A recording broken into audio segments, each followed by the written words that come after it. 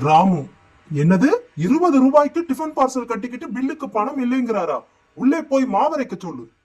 சோமு சொல்லிட்டேன் சார். அதையும் பார்சல் கட்டி கொடு, வீட்ல போய் அரைச்சிட்டு வரேன்னு சொல்றாரு.